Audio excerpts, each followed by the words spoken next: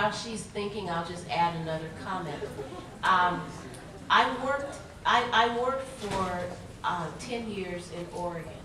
And in Oregon, we had a very multicultural student body. I mean, we had students, a large population of students from the various Asian countries, as well as Hispanics and some of the other cultures.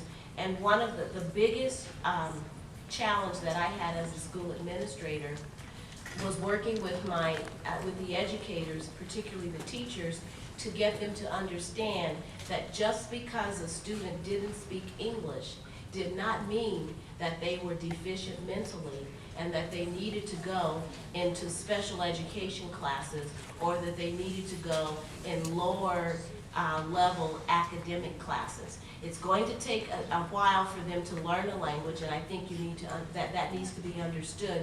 And you don't address the students' needs by putting them in special ed or placing them in lower level classes. And if you're looking for language, like to be able to call the parents or communicate, those kind of things, I know our district uses a language line that we can access close to 100 different languages so you can communicate with the parents. But as she said, you know, it's real important for people to understand that if you can't communicate, you feel isolated.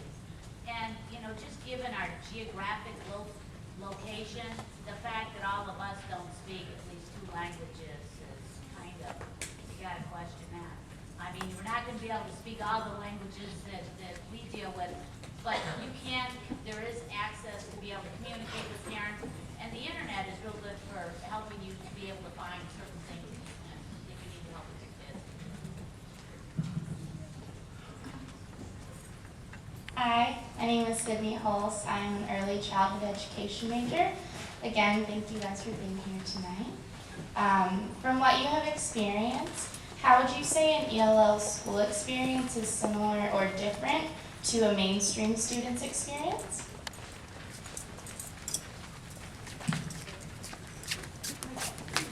I find because of the extra work that I do to get vocabulary, to give them the time to process. I don't make very many homework assignments due the very next day. If I do, they still have a week before I'll count it late, because I understand that it may take some process time. Those that are going to take it seriously, I have kids that will pull out their dictionaries and start looking up words that they're not familiar with. So my pace is always slower, and I don't know that I have ever gotten through every single standard, every single piece of content, every objective that is in my district curriculum guide.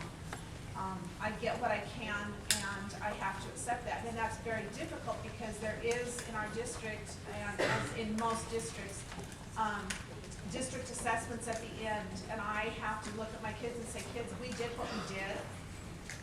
If you happen to know it from your prior experience, but I have had to accept that I don't get through, but what I do get through, I feel like we've spent the time the kids need. It talks about after-school activities, which for many of us who had that opportunity to be in band or orchestra or athletics or student government, that makes high school so meaningful. And for me, looking back, I was track and cross country. That's what made my high school for me. And that is very much an important part, because that's where you get outside the circle of friends, you make new friends, and you start making connections to school. A lot of my students do not know how to take advantage of that. They don't know those opportunities are there. A handful of them do, but I would say the majority of my students in those first few years don't take that advantage of that so many of us do.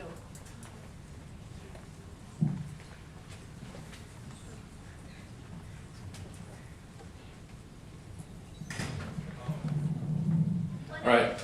One of the things you have to remember too, it's just not language, it's culture.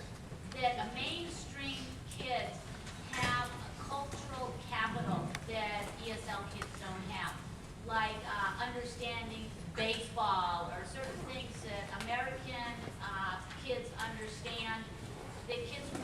they may know the vocabulary word of the language, but they don't understand some of those basic concepts. And we'll find that a lot of times that even the textbooks or the testing has a tendency to be culturally biased.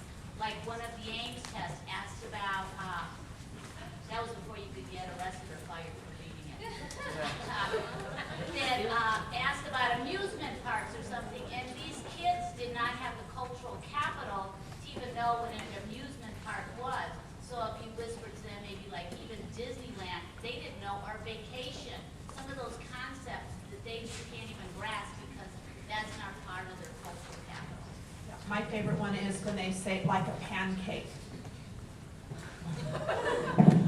I would like to say that at Herrera, we put forth an effort to provide, to make sure that our students' program is as similar to the other programs as possible, so that our students, the students in our ELD program, they do have elective classes as the way our mainstream students have elective classes, and also the students in our dual language programs have elective classes.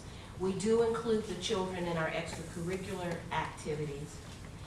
We do work with the teachers to ensure that they teach the content area.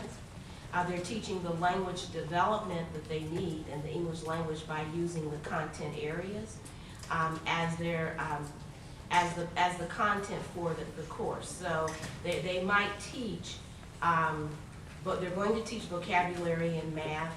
We're going to teach grammar and concepts in social studies, and the same thing would happen with science. We do provide additional support. We do provide after-school tutoring for all of our students, and when the funding for the compensatory education program was eliminated, we just switched over to use our Title I funding to ensure that the students receive the additional support that they need. We also, our teachers meet as grade level teams, and the ELD classes are part of a grade level team. So they meet with the other teachers so that they can coordinate student activities and programs so that we're not leaving the students out. We realize that their experience needs to extend outside of the classroom in order for the students to receive a well-rounded education.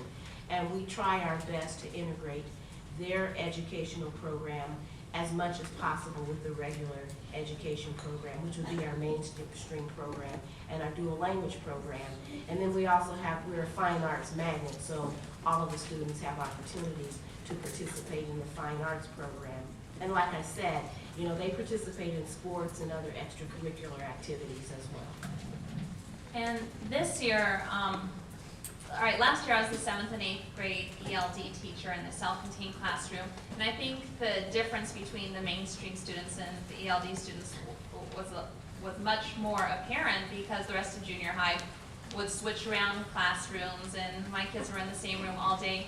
And another difference was that, you know, as much as I wanted the kids to be the same, I knew that my instruction needed to be different, or else what would be the difference between a mainstream classroom and English language development classroom. So a lot of it had to do with not only the strategies they used, but even the setup of the classroom itself. You know, there was a stark difference when you walk into my classroom and you walked into the rest of the junior high classrooms, because you walk into the other junior high classrooms and the walls were pretty bare. I mean, it looked like a high school classroom. Not that I know much about high school, except for my experience in it as a student. But, you know, in an English language development classrooms, the walls are very print rich. The walls are used as resources. So thank goodness I did have the kids all day, because we had to do a lot of community building so that when they walked in, they already felt that stigma of being different, being in the different room. And, you know, at first I know they felt like, oh, this is a little kid room, because, you know, there are actually things on the walls, things for them to use, a lot of visuals. Have you guys experienced that too at your schools? And actually I'm putting in very nice terms, because at the beginning of the school year, last year, when I had the self-contained classroom, I had kids that came and confided in me at the beginning of the school year, while other kids are saying that this is the retard room. And we had to do a lot of work nip that in the bud with the other classrooms and, instill pride in who we were, what our classroom was, and just, but not sugarcoat it either, explain to the kids what the purpose of the classroom was. And we made a decision as a school, and this year, we were able to, rather than have the self-contained 7th and 8th grade classroom, we had a small enough group of kids, 14 to be exact, that we were able to put them on ILLPs, and I'm not sure how familiar you are with that, but those are the individualized language plans. So instead of receiving their 4-hour block, they would be in the mainstream classrooms, but do their regular teachers receive their grammar and vocabulary and reading, writing, conversation. And